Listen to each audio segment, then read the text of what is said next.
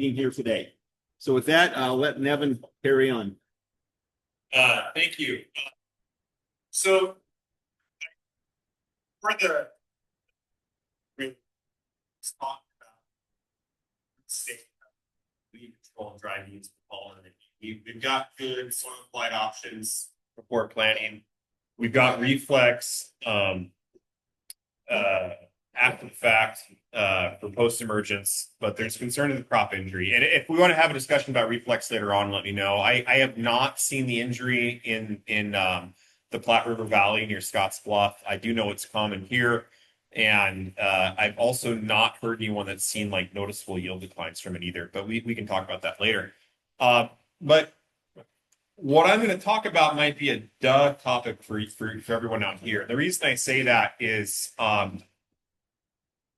my predecessor, Bob Wilson, when he did a lot of work with Lifesavers Kochia, and the first Lifesavers Kochia in western Nebraska, kind of in dry beans, sugar beet kind of area, was found right here in southwest Nebraska, kind of near the Colorado border.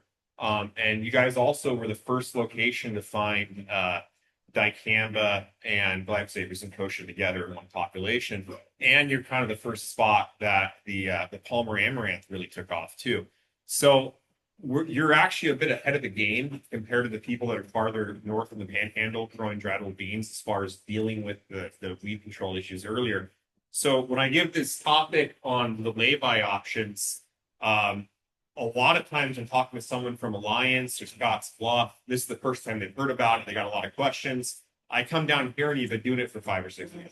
So I'll go over this research, and it might not be that new, but when we're assuming we can't use the reflex and we want to have something else other than the reflex available, the next best option if we don't have a post is going to be a lay-by application. So a lay-by application is a soil active herbicide, same one as we use pre-emergent, but you're applying it after the crop emerges. And so what I'm talking about is Dual or Alpha. Those are the two products that we've been doing the research on. And the goal here, you put your residual pre-herbicide down, and the way this graph is kind of showed up, these are deliberate images. What that is trying to imply is how much product is in the soil. So the way that all these soil applied herbicides work, Dual, Outlook, Proud, FCAM, Sonaland, Trefland, all these products, even your Valor or your Flumioxazin, is you spray it and it's in the soil. And there's so much in the soil. And over time, microbes break it down. Some of it evaporates into the air. Other gets washed down into the groundwater. And other ones just start to kind of degrade chemically. And so you have so much in the soil, and then it starts going down. And it can get to a point where there's so little in the soil that it's no longer active. It's no longer controlling the weeds. And so there's this degradation to the point where it's no longer providing weed control. It's very, very, very hard to predict where that is. That what's going to influence when that point occurs where your soil applied product is not controlling the weeds anymore is going to depend on your soil texture, your organic matter, your microbial population, how much rainfall, how much irrigation, what the microbial population is. All these things together all at the same time. And it differs from year to year, it differs from field to field. It's incredibly hard to predict this. But we do know at a certain point, the chemical gets so low that it's not going to control the weeds. But we could do a test and actually find the product in the soil. Like chemically, you could say, yeah, it's still there. It's just not at a high enough concentration to control weeds. So the idea with these lay-by or residual post-herbicide is you need to apply it before your first application of the soil applied herbicide stops working. So before your pre stops working, you need to reapply some kind of residual post product. And so this graph you can't read. That's completely fine. I'm going to kind of go through what I did on this. So this is a 3-year study. where we apply no herbicide, we applied Prowl Outlook, or we applied Prowl Outlook followed by a second application of Outlook. So the graph on the left, that is from 2019. The first bar on the left, so the bar is Palmer Amaranth density. The higher the bars, the worse it is. The one on the left is pre-only, that's Prowl Outlook. And you can see it's high. If it's not on 0, it's too much Palmer. Anything that's not on 0 is too much Palmer. So Prowl Outlook alone, we've got Palmer. The next bar over, which is almost at 0, that's good, is Prowl Outlook followed by Outlook, and that Outlook was applied at the first trifoliate. The third bar was Outlook applied at the third trifoliate. So in 2019, what happened is we had Palmer Amaranth emerge sometime between the first and third trifoliate after an application of Prowl Outlook. So if we followed up with another application of Outlook at the third trifoliate, we missed the window, the Palmer wasn't controlled, it was too late. When we applied it at the first trifoliate, though, we caught it. Okay, next one over, 2020. We added a few different treatments in there. Don't really worry about them. Those core ones I mentioned are still there. That first bar is the non-treated check. The second bar, which is on 0, is Prowl Outlook alone. In 2020, the Palmer Amaranth emerged about the same time the dry beans were planted. Then the Prowl Outlook controlled it. We had no more flushes of Palmer Amaranth in 2020. That was it. It was done. And so a soil applied application of Prowl Outlook at planting was enough to control weeds the entire season. So we kind of lucked out that year. 2023 or 2021, the one on the right, we had Palmer emerge and the dry beans are planted. So you see the non-treated check there. We also see the pre-only is pretty high as far as Palmer Amaranth goes. But either the first or the third trifoliate controlled the Palmer. So what happened is we had a second flush of Palmer come up, but it happened after the third trifoliate. And so when to apply this second soil applied herbicide, this lay-by application, really depended on the year. So here's the photos from this. The top 3 photos are Outlook at first trifoliate.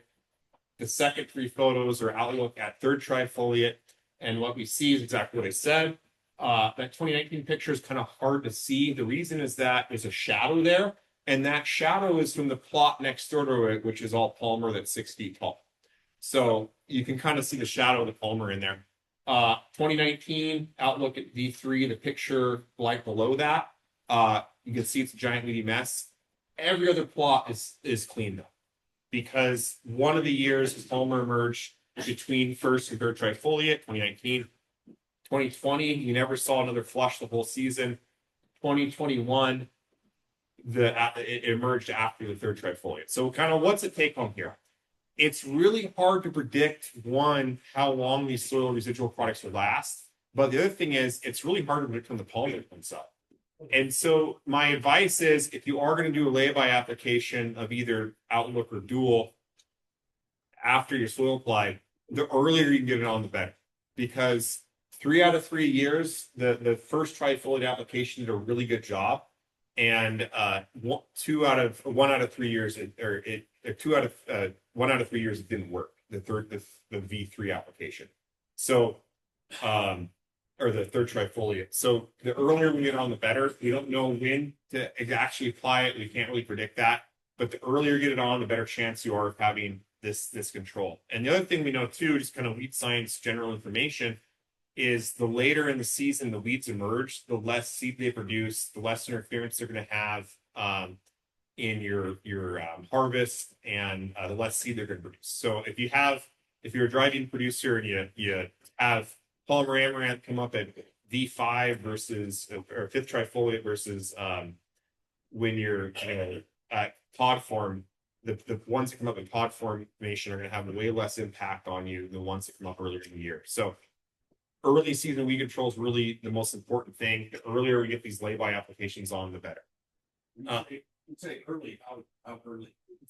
Our research, I was saying as early as the first trifoliate, which depending on how many acres you're growing, that's really tough. Because you're going to be planting all your dry beans across many fields. You're going to have to almost come back right away to put on that first application. But that's the best timing that we're seeing with that. Is that first trifoliate application? Yes. The rate, I'm going to get to that.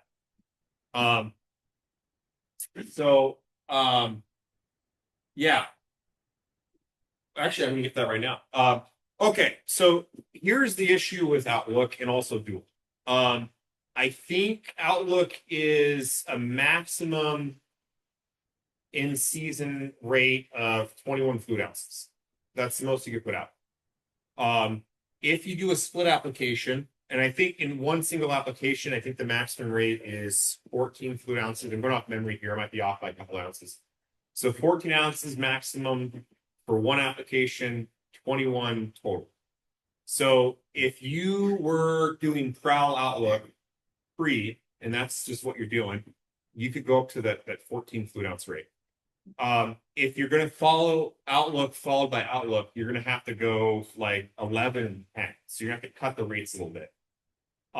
With Dual, if you use Dual in dry beans either pre or post emergence, I think you can go up to 1.6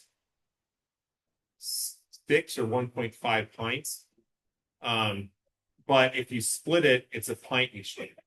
So if you're going to be doing two applications of these group 15s, their same mode of action, Dual or Outlook, and you're using the same product, you're gonna have to reduce the application rate for both of them. If you mix and match them, though, you can do a full rate for both, which might lead to better weed control. So that's what we did this year. Kind of just what I said. If you use Outlook, you need to have a reduced rate pre and post. If you use Dual, you have to use reduced rate pre and post. But if you use both, you can do a full rate pre and then post.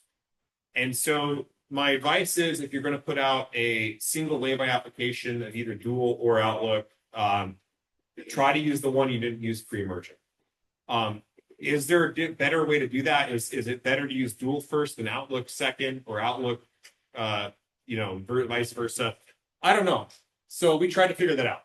So this year, every treatment we put out had prowl in it. We had that at I think like 1.2,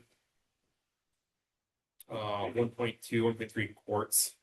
And then we had Outlook or Dual pre, Outlook followed by Outlook, Dual followed by Dual, Outlook followed by Dual, Dual followed by Outlook. And then we did those post applications either at a first trifoliate or third trifoliate.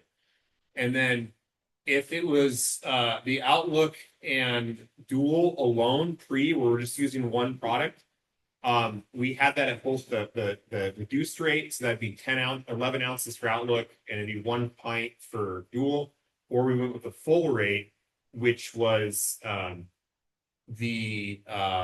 think close to 1.5 or 1.6 pints for the Dual, and then it was 14 fluid ounces for the Outlook. And the idea with those, we knew they're going to break at some point. We're trying to leads weekly to see which one broke first. Are we getting more weed control by using a higher rate? And before I get into the results, this year was a mess. A hailstorm came from hit Scotts Bluff this year, and my weed control 20 acres, we lost everything. Corn, corn, soybeans, dry beans, sugar beets, potatoes, everything but the palmer was killed off. If you drive half a mile in any direction from where our research farm is, there was no hail damage. So it was just really centered right where I was. And we lost everything. This happened right when the dry beans were at the hook stage. So they're just kind of coming up there. They haven't even expanded their unifoliates yet, and just decimated them. So we had to replant. We replanted our dry beans.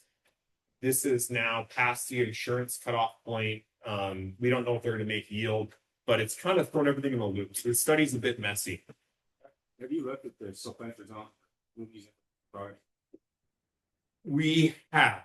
I'm not going to present on that. I can talk about that a little bit. The sulfentrazone is not labeled in Nebraska for dry beans.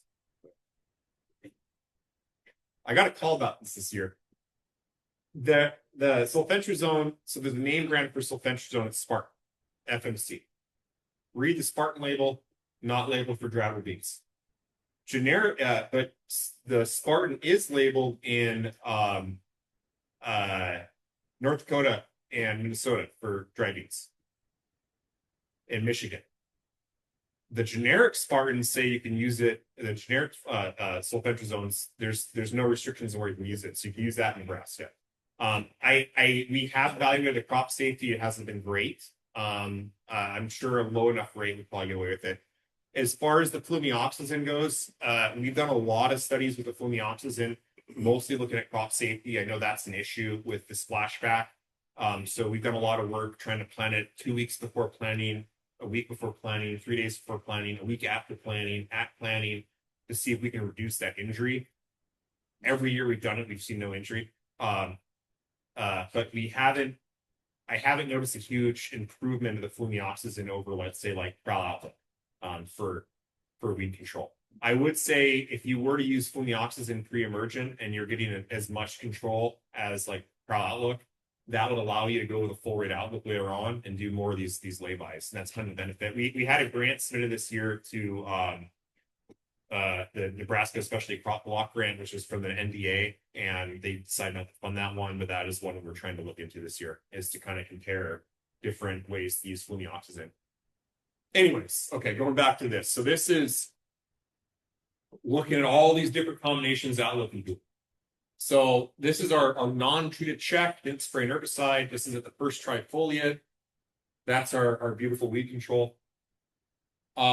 This is 1 quart of Prowl, 1 pint of Dual. So it's the low rate of Dual applied at pre, and this is a pick. There's nothing without post. This is a first trifoliate. You can see it's completely clean. There's a Palmer right behind a sign. That's before the plot starts, so don't kind of ignore that. But liquidy clean, no issues. Here is the same plot, exactly the same plot at third trifoliate, and you can see that there is Palmer emerging on the left there, and we're starting to see this break. So same thing we've been seeing all the time. Sometime between about the first and third trifoliates, we're starting to see the Palmer come up. So we're going to look at the same plot again, or actually, no, this is kind of show you another plot. This is the low rate of Prowl plus Dual, followed by another pint of Dual at the third trifoliate. And you can see in the middle row there going up, there's a bunch of Palmer Amaranth. Again, it's emerging after that third, it's the same day we made the application. So we're seeing that this third trifoliate application is too late to have this lay-by. So same plot now, and we're now 2 weeks later. And you can see how much Palmer Amaranth has come up. That was just not controlled by this lay-by application. So the data is a bit messy. We had a very inconsistent field because of how late we had to plant this. But here's a graph of all the weeds. The kind of bluish green one is, I have no idea what these colors are, by the way, because I'm colorblind. But what I think is bluish green is the Palmer, and the red one's Lamb's Quarter. The treatments are way too long to have me actually list them. So they're just kind of treatment 1 through 13. So you're going to have to believe what I tell you. But if we zoom in here, the treatment 1 is the non-treated. It's super high. It should be the light blue again, it's Palmer Amaranth. And we've got all these different combinations here.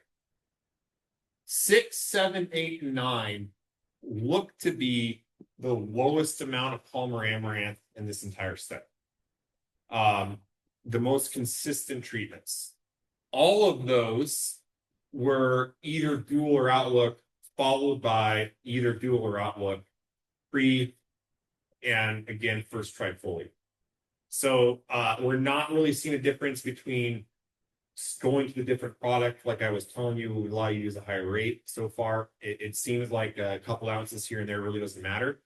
Based on 1 year of data in a late planted study that's kind of a mess, But we are seeing that those first trifoliate applications are providing the best weed control. Everything to the left, so treatments 2 through 5 are pre only. Everything to the right, treatments 10 through 13 are third trifoliate applications. And so the first trifoliate ones seem to be doing a little bit better this year. We're going to hopefully get yield on this, but I'm not sure. We were past the insurance cutoff, so this might not make it for that study. So there's kind of my comment on the laybys is that either dual or outlook pre, either dual or outlook post. There might be some benefit from mix matching those, and going earlier would be better. You could also do something like where you plant outlook, you play outlook, and then go dual if you have that high leaf pressure and get 3 of these in there.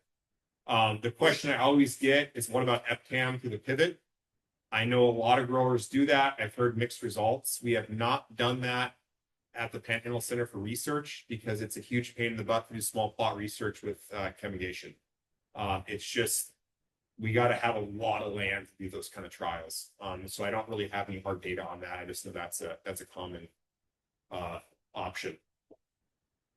Okay, any questions before we move on to the next topic? Yes. This happened to me, and I just assumed it was the rule, but you ever see leaf burn like after emergence? Sometimes, yeah, we can see that. Yeah, and that's You took that. yeah, it generally is, and you can see the same thing with if you're doing like EPCAM, Sunland, the EPCAM can cause that as well. So the way that those herbicides work is they inhibit the like a fatty acid that's used to form the protective layer around the leaves, and so it actually kind of dissolves the what we call the cuticle, which is like the skin of the plant, and so that's what you're seeing is that damage to the leaf surface from that. But they usually grow out of it. There's no yield issues. Okay, so going back to the study, I talked about it first. There's a reason I included that, not just to say that we had an accident study looking at Kosha and Palmer. It was to talk about the EPCAM Sonaline. EPCAM Sonaline alone looks a bit better every year than the Prowl below. And that's something I've kind of noticed in a number of studies.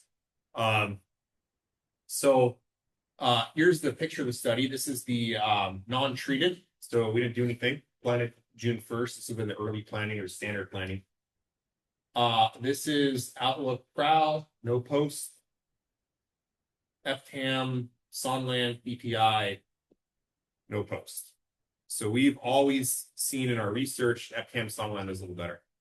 When we go talk about the Platte Valley area around Scotts Bluff, about half the growers are it's probably a bit higher now in the pivot, but we got majority of growers are under gravity irrigation or overhead irrigation. Then we got quite a few that are under gravity, and the ones under gravity, they're having to furrow their field every year to irrigate, and so they're doing a lot of tillage anyways. And because of that, it's not really a huge inconvenience for them to use something like a PPI option rather than a free. So they tend to also use the PPIs. When I started getting phone calls from dredging producers saying, "Hey, I got this Palmer. What do I do? It's a huge train wreck."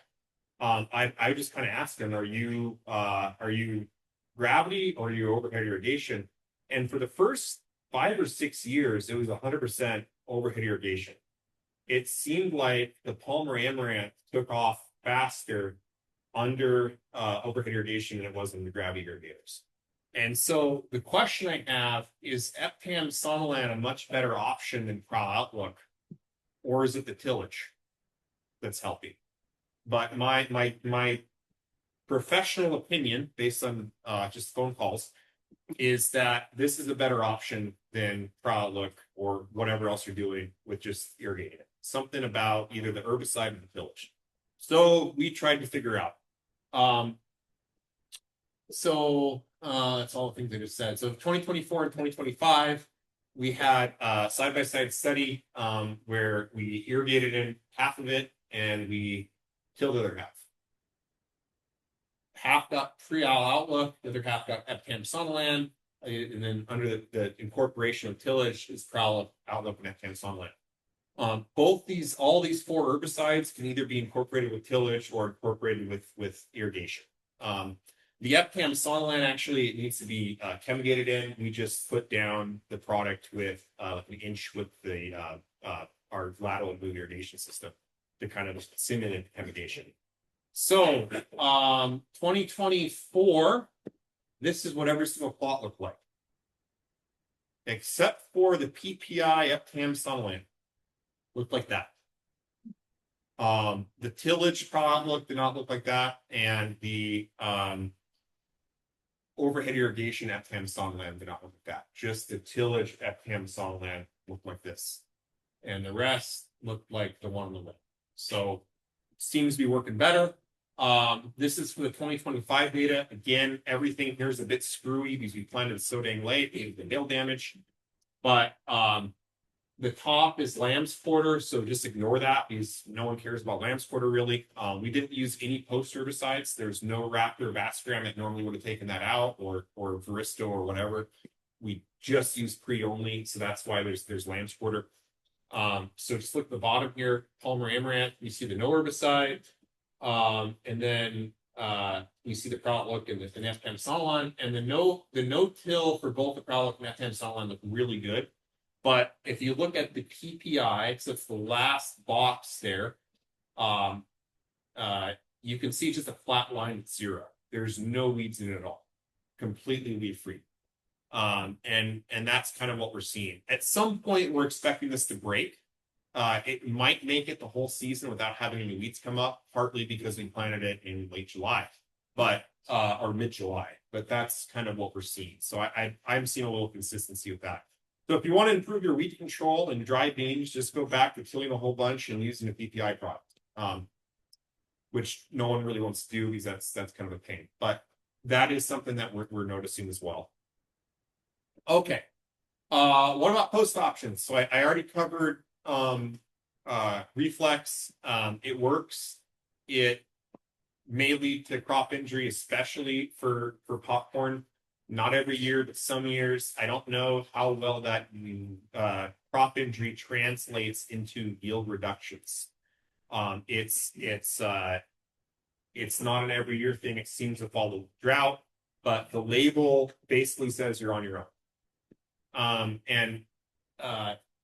But what about some other options? So are there any other herbicides we can look at? So this is the study I did 2018.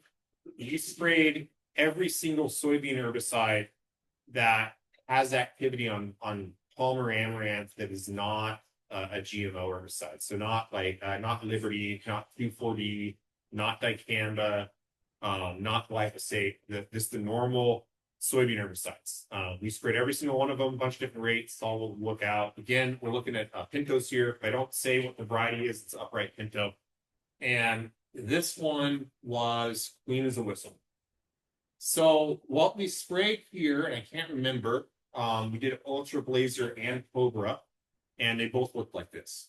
So Ultra Blazer and Cobra are very similar to Reflex. The difference between those two is they have no carryover, complete flexibility with crop rotation. And so I've been wondering, is this a viable option in dry beans? And the story I've been told from when these products first came to the market in soybeans, both Ultra Blazer and Cobra, is the salespeople from the companies that make them would tell the farmers to spray it and go on vacation for 2 weeks because it burns the leaves really bad. So we wanted to see if this works. So in 2023, I got funding from the Colorado Bean Group and then the Nebraska Dry Bean Commission to put out three studies actually to look at crop tolerance and weed control with Ultra Blazer and Cobra and compare that to Reflex. So 2023, we did a crop safety study at third trifoliate and a weed control third trifoliate. I kind of picked those because the larger the beans are, the more tolerant they're going to be to the herbicide. And so we were kind of trying to maximize crop safety here. Okay. These are different herbicides. The bottom line here, which is always in the bottom, is Raptor plus Bassgram. Everything has Raptor plus Bassgram in it. So if I have a graph shows up that says non-treated and another one that says Cobra, the non-treated is actually Raptor and Bassgram, and the Cobra is actually Raptor, Bassgram plus Cobra. The reason for that, Reflex, Cobra, Ultra Blazer, I call them one-trick ponies. They control Palmer, and that's about it. They do all the big ones, but if you had Lamb's Quarter or Nightshade in there, you're still going to have to use probably Raptor or something else. So everything had a Raptor Bassgram. So the bottom line here is Raptor Bassgram. The next one up is Reflex, and then we have the Cobra and Ultra Blazer. So we're seeing the M stands for Mitchell. The S stands for Scotts Bluff. We have two site locations. We have Pintos, Great Northerns, Light Red Kidneys. I went with those three because that's the majority of the market for Nebraska. And then we just got yellows and pinks because that's what we were supplied by Courtney back there. That's what we threw in there. We're seeing that the first a week after application, 7 days, quite a bit of injury, 25% injury, which is pretty high. That's enough to kind of worry you. But about 21 days later, it's really toned down and there's not any visual injury really. So these all had a high degree of injury initially. And then by 3 weeks in, it's not too bad at all. We look at yield at the end of the year. And there's a lot of variation, but basically nothing was statistically different from the non-treated check. Again, the non-treated check's not actually non-treated, it's Raptor plus Bassgram. And sometimes Bassgram control a little bit of injury. This is the first time I grew yellows. They just looked terrible the entire year. I don't know if that's typical or if that was a variety, but they looked like they were injured before we sprayed them and they stayed that way the whole season. But we see here, we got 100 weight on that y-axis. We got the varieties on the x-axis, different herbicides. No difference in yield. Everything looked great. Okay, our weed control trial. We got the non-treated on the left. We have Cobra, Ultra Blazer Reflex. Non-treated again is Raptor Bassgram. And what you'll notice is that if the bars overlap, that means there's no statistical difference. And so there's no statistical difference of anything. What this means is this is a giant mess and nothing worked. So we applied all these products at the third trifoliate and nothing worked. The Palmer Amaranth was completely not controlled by these products, all of them. So my conclusion from this was 2023 crop safety at third trifoliate looked great, and weed control at third trifoliate looked terrible. So 2024, we got additional funding from the Nebraska Dry Bean Commission. We decided to look at crop safety at the first and third trifoliate. And we decided to look at weed control every 7 days. So yes. Are you doing anything for 87s? For the crop safety trial, yes, we're keeping it weed free. So we had an outlet prowl. That outlet prowl incorporated with overhead irrigation. For the weed control trial, nothing. Just plant the crop, let it come up. So the weed control beans and with those beans, they're big beans. Yeah, at the weed control trial, they are. So the weed control trial, what we did is we waited till the Palmer Amaranth got a half-inch tall in height, and then we sprayed it with the 4 products, and then every 7 days we came in until 4 weeks later. So that's how the weed control trial works. So we'll get into that. So now we're looking at, and we're kind of ignoring the crop because sometimes we actually make those applications because there's no pre-down. You know, they're unifoliate, the dry beans, and they just got absolutely smoked. That's fine. You know, we're just trying to establish plant height. So I'm not going to talk about crop injury in the weed control trial. I would talk about weed control in the crop safety trial. We separated them for a reason. Okay. Palmer density, Palmer biomass. Let's focus on the Palmer biomass. They both say the same thing, but this is a little bit better. What we're seeing is the Raptor Bassgram, the density is a little off from 0. It was not too great, and our biomass. So it looks like it's 0, like, oh, we didn't have any weeds there. the rapid bastogram worked. That just the Palmer, this is taken a week after application. So every time we make an application, we come back a week later and we sample that plot. And what we find is at that point in time, the Palmer's just so tiny, it looks like it was good control, but it's not. It's the rapid bastogram didn't work. But everything worked at a half inch tall. A week later, everything worked. And then when we start to get to 14 days out, so 2 weeks out, these products are starting to fail. So from the time it hits half inch tall to 1 week, it was kind of our window in this study. After a week after emergence, the Palmer is too big. And if you look at any of these labels, they'll say they're labeled for a 2 inch tall Palmer, or at this rate you control 1 inch tall Palmer, at this rate you control 3 inch tall Palmer.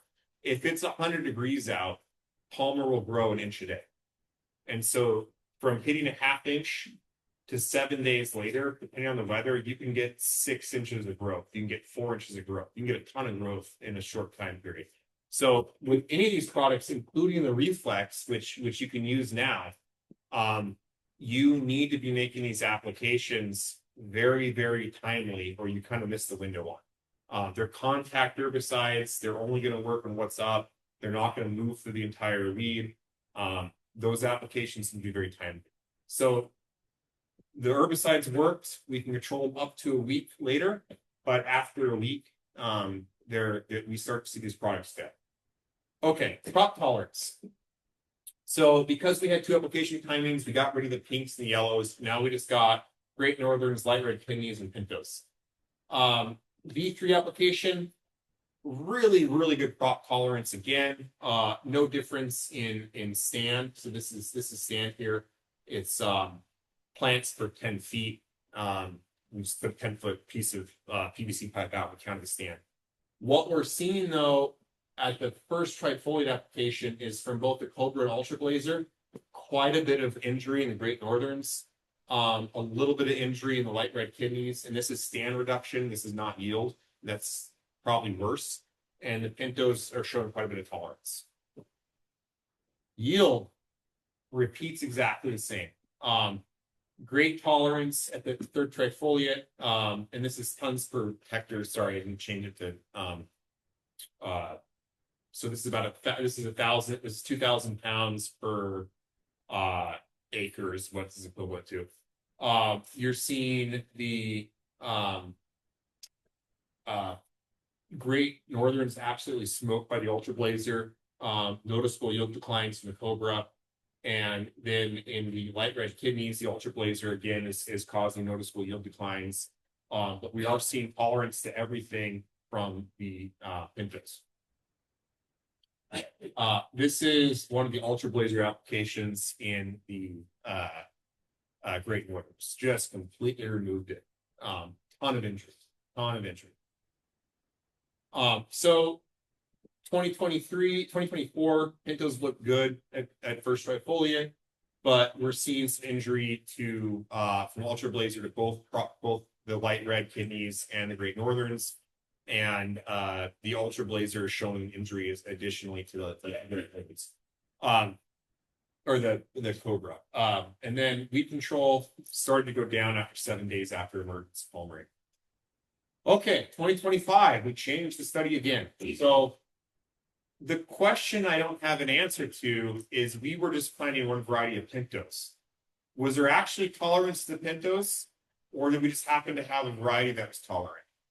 Was there actually crop injury to the Great Northerns, or did we just have a Great Northern variety that was tolerant? That's a question we couldn't answer. Pintos are the largest market class in the U.S., the largest market class in western Nebraska most years.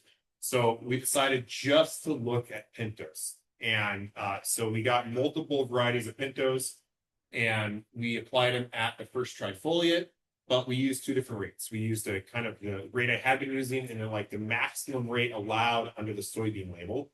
And then we also looked at, and I have the typo there, weed control at a shorter time frame. So instead of doing half inch, 1 week, 2, 3, and 4 weeks, we went half inch, 3 days later, 7 days later, 2 weeks later, 3 weeks later.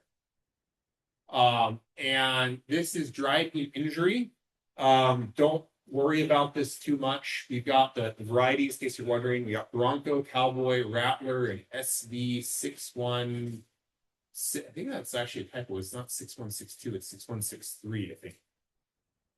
Anyways, we're seeing what we saw the first year at their trifoliate.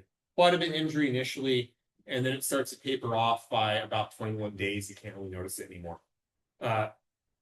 We don't have, and this is another way of looking at it. This is the stand counts. We've got the Raptor Basogram, the Reflex at 16 fluid ounces. We only have one rate of reflex because there's only one rate on the label. Ultra Blazer and Cobra give you a range of rates. Reflex just has one, so that's why Reflex only has one. But we have then the high and the low of Cobra and Ultra Blazer. This is stand counts, and what we're seeing is there's no reduction in stand. We don't have yield yet because we haven't taken yield yet. This also happens to be the one study that wasn't held out because it was at a different location, so we should be able to get yield out of here. But my guess is the yield is going to have absolutely no differences because of herbicides. There likely will be difference maybe between the varieties, but the herbicides aren't really going to have an impact on this. So right now, my initial thought is it looks like we have tolerance to Cobra and Ultra Blazer within Pintos. Okay, weed control, kind of a mess here a little bit. We're looking at density, but we've got half-inch tall 3 days later, 1 week later, 2 weeks later, and 3 weeks later. The Ultra Blazer looks kind of weird at that 3 days later. I bet there's a plot I need to remove because there was an issue with something going on that happens sometimes when we take out one plot. But we're seeing a similar thing.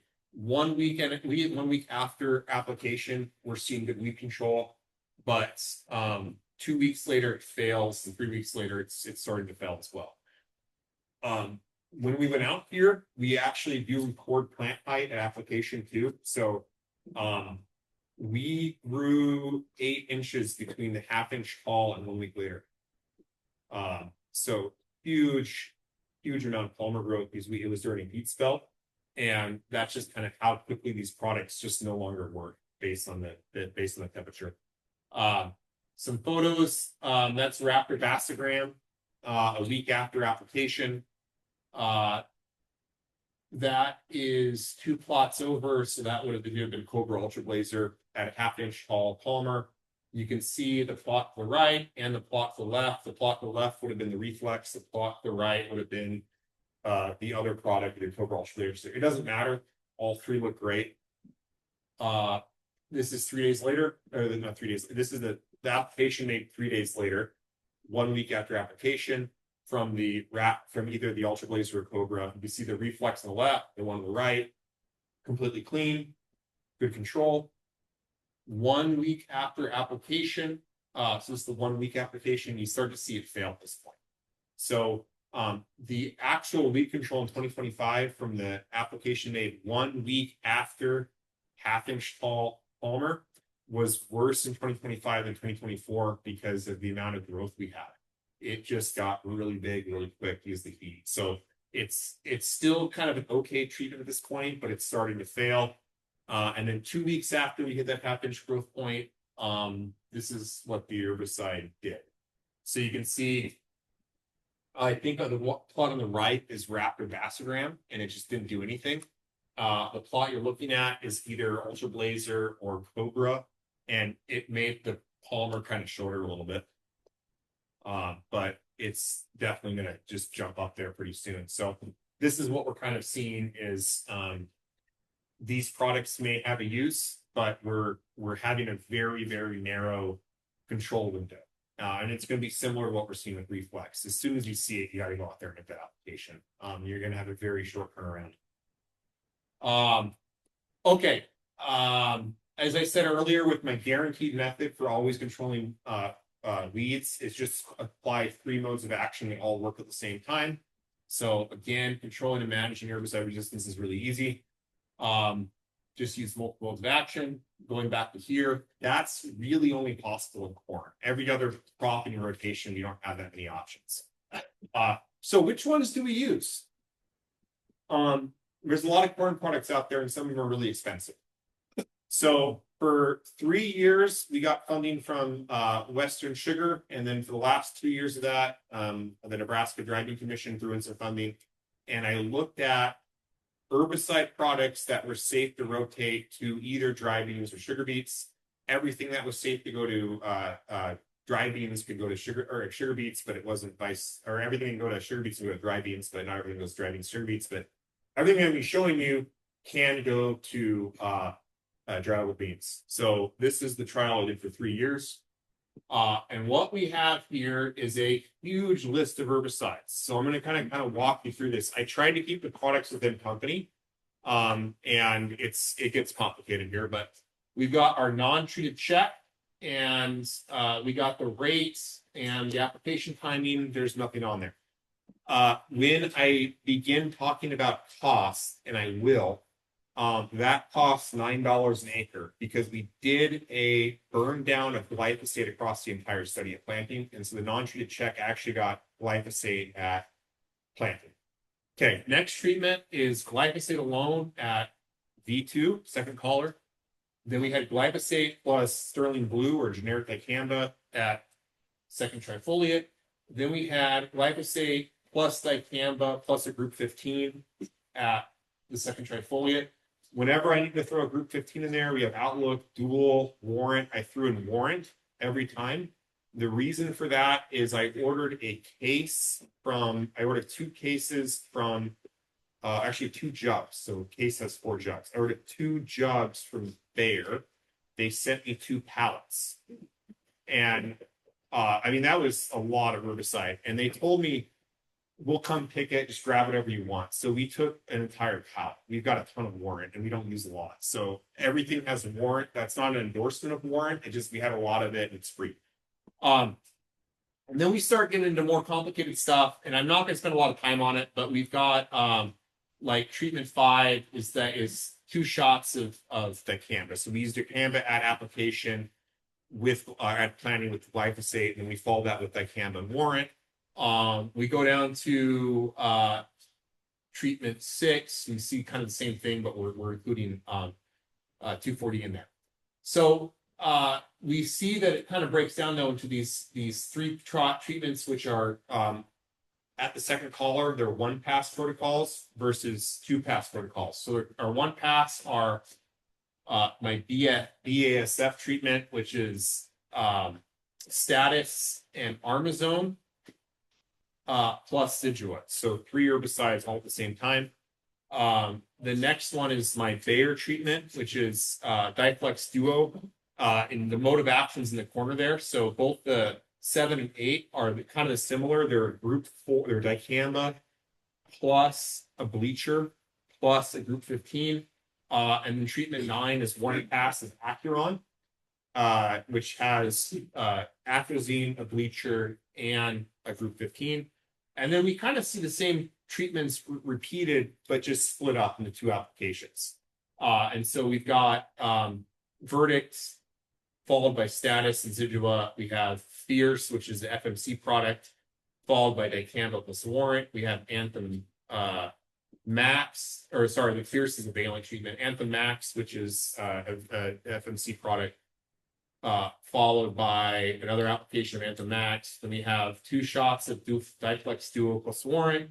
We have 2 shots of Acuron, and then we have the treatment 15, which I think was the real high dollar one from BASF. Verdict followed by Status plus armazone residual. So all these are in here. What controls what? The results are really boring. I'm going to tell you that. Corneal. This is kind of like the most important slide I'll show you today. We got on here bushels per acre. We tend to grow a very short season corn in our research trials, so we get it harvested early and get the data off early. So 200 bushels is about as good as we can get. The error bars, if they overlap, there's no difference. So most of the treatments did not differ in yield. And you'll see the costs there. Some of them are $110 an acre. The cheapest one at $10 an acre was we didn't do anything but glyphosate at burn down. Go to the next one. Glyphosate at second collar V2. That one controlled all the lamb's quarter and none of the kochia and none of the palmer. When we added dicamba to that, so we use sterling blue, generic dicamba, it's basically Danville plus generic glyphosate. We controlled all of the lamb's quarter, all of the kochia, and then had palmer blow up in it. When we applied that same treatment with Warrant at the second collar, we added 75 bushels of yield from applying the Warrant in it. So at a cost of $20 an acre, we added 75 bushels to our yield. And any of the group 15s would have done that. Warrant, Outlook, Dual, Zidua, they all would have done that. But the kind of takeaway from this is regardless of what crop you're growing, if you apply a post-emergent herbicide, always include group 15 in there. It is the cheapest thing you can do to control palmer. It's not always going to work. It's not always foolproof, but you need to have that residual control. We see with dicamba alone, it took out the palmer that was up when we applied it, but as soon as that dicamba was done, the palmers came up again.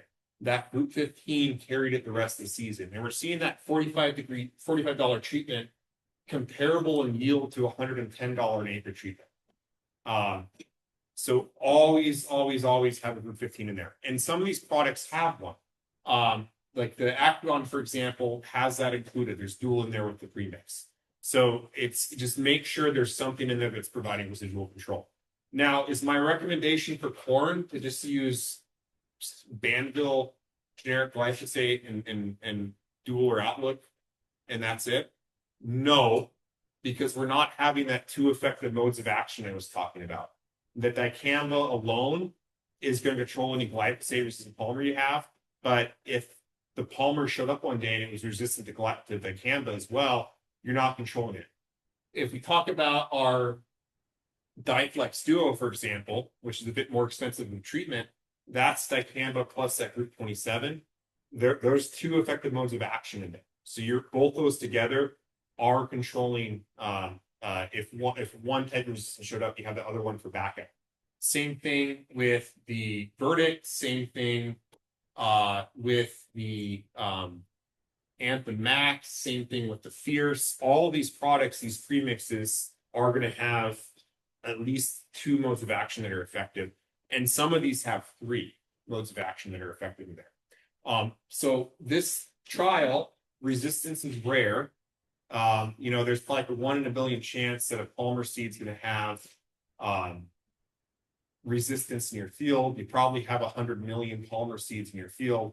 So it's still a rare thing. And so in a small plot trial, for us not to see the benefit of using these multiple modes of action for resistance management, it's not surprising, but we are seeing the benefit of having group 15 in there. So regardless of the crop you're growing, if you could apply a group 15 with your post, apply a group 15 with your post. That's the one takeaway. If you get anything away from this, that's what I'm going to say, is make sure you use those group 15s. Palmer Amaranth in the south is resistant to Dual. Sometimes when we have resistance, other herbicides in the same mode of action are also resistant. So we see that with Raptor and Pursuit. We do not see that right now with the group 15s. If you have Dual resistance, Outlook works, Warrant works, Zidua works. And so we can use those other group 15s if we have them. So I don't have a strong preference of what group 15 is best. If you want to ask me that question, I'll give you my opinion, but it's not really that big of a deal. Any of them work. I just go with cost, convenience, and what you like. But always put group 15 if you can. Photos, that's the so we did nothing but glyphosate as a burn down. Here's glyphosate alone. Glyphosate plus dicamba, and you can tell here it went from there's a little bit of palmer in the front, but going back there, you actually the color changed from the kochia to the palmer. And then here's the Warrant. There's a little bit of palmer in the front of the plot there where we kind of mowed to make an alley that people can walk through. So once you actually get into corn, it's pretty clean the whole season, comparable to what we're seeing in those more expensive herbicide programs. How are we doing on time, John? We're getting close to your end. Okay. Last thing I'm gonna say, cover crops. So I'll go ahead and go to this one. This is Outlook Prowl Raptor Bass Green. In dry beans. This is Outlook Prowl Raptor Bastogram with spring wheat or winter wheat planted in March. That's the only difference. We planted winter wheat at 110 pounds an acre. We came in with Outlook Prowl and glyphosate at planting, removed them. It's probably 3 days after planting, and then used Raptor Bastogram. That's still probably not going to yield great. There's enough Palmer in there to really hurt the yield, but it was about a 68% reduction in Palmer from having a cover crop in there.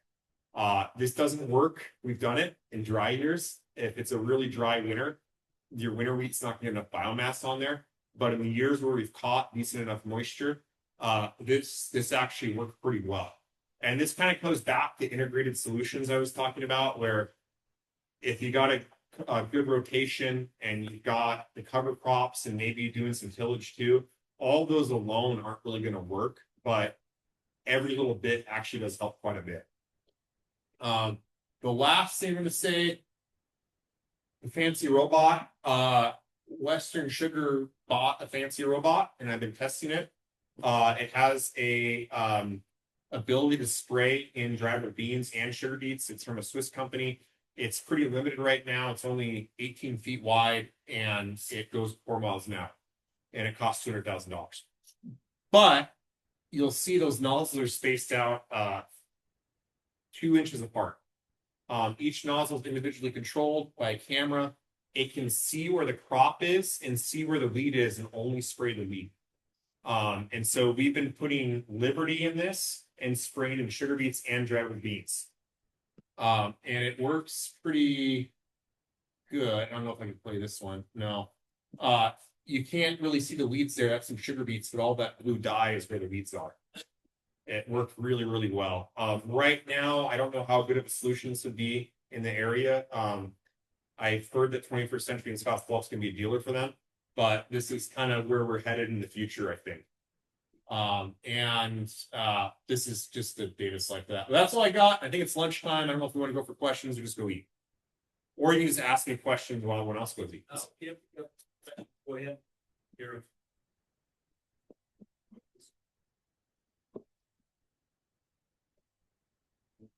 How do you find out your resistance? So I can't test that. I don't have a lab for it. I think the closest people that can do that are going to be CSU. They've really moved hard towards molecular stuff, and they can test for that kind of stuff. And they're going around throughout the area every year and collecting samples of both polymer and kosher to see if anything new comes up. But if you suspect you have a new case of resistance, you can get a hold of me or contact them, and they'd probably be willing to test it for you because they would love to know if there's something that's popped up. If you've got Palmer or Kochia and you're wondering if it's glyphosate resistant, don't send it in. It's glyphosate resistant.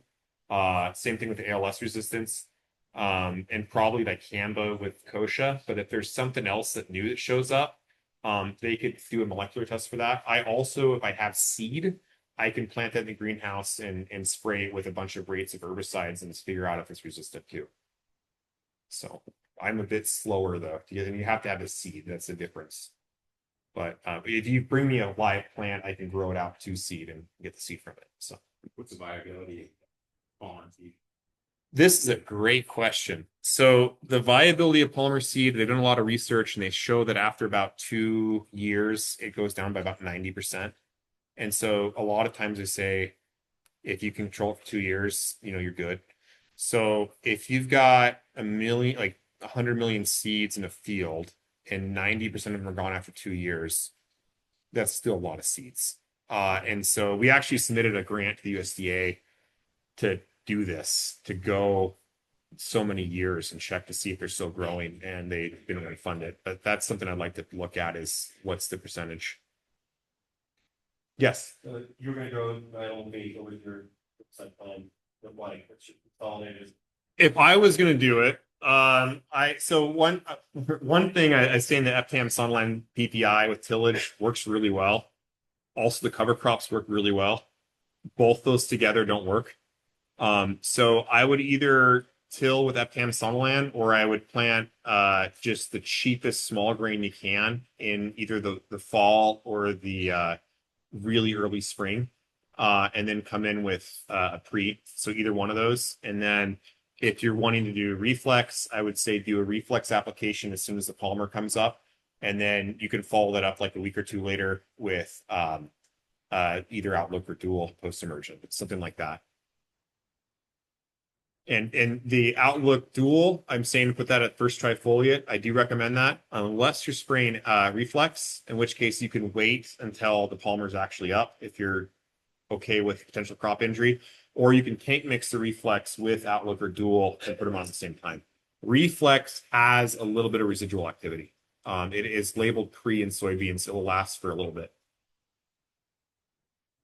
Outlook might increase the injury, and so will Dual of that product though in your dry beans. And so there's kind of a reason to space them out if you can. And you can chemigate either Outlook or Dual on as well. Yes. On that cover crop picture, I don't see it. It was there. I always get that question. It was there. It wasn't very tall. So we planted in March. So we're talking April, May. We planted probably end of May. So we're almost 3 months later. It was only about like maybe that tall when we planted. And so there wasn't like a much of a stem left over. And that was a spring planted winter wheat. It wasn't a fall planted winter wheat. We were trying to see how late we can go and still get some weed control. So we planted in March and we planted in April. And the April didn't work great, but the March did. In the fall. The fall you could do. If you could plant it in the fall, that's even better. The reason we were doing this in the spring is we were kind of going with the situation. So like a fall planted one works if you're doing small grains before your dry beans. But if you're growing corn before that, it's not going to work. You're getting your corn out in like November, and so potentially, and so that's just a really bad time to plant anything. So we were trying to simulate the worst situation. So you're growing corn before dry beans, ground's frozen when you harvest your corn. When are you gonna be able to get that in? And usually February, March, even if it's a cold year, you get that weird week where it's like 50 degrees the entire week. We were kind of looking at that. So we planted as soon as we could in March, and when the ground was not completely frozen, and that's kind of the reason for that. Earlier the better. You remember your weight. 100 pounds. And we went with winter wheat. So the other thing I'll say about cover crops real quick is if you're going to grow a cover crop, have a reason for it. And the reason I say that is there's like a lot of reasons to have cover crops. There's soil health, which is just kind of a generic thing for a lot of stuff. You could use it to soak up nitrogen, like with brassicas. You can grow it to graze if you've got like an integrated like cattle operation.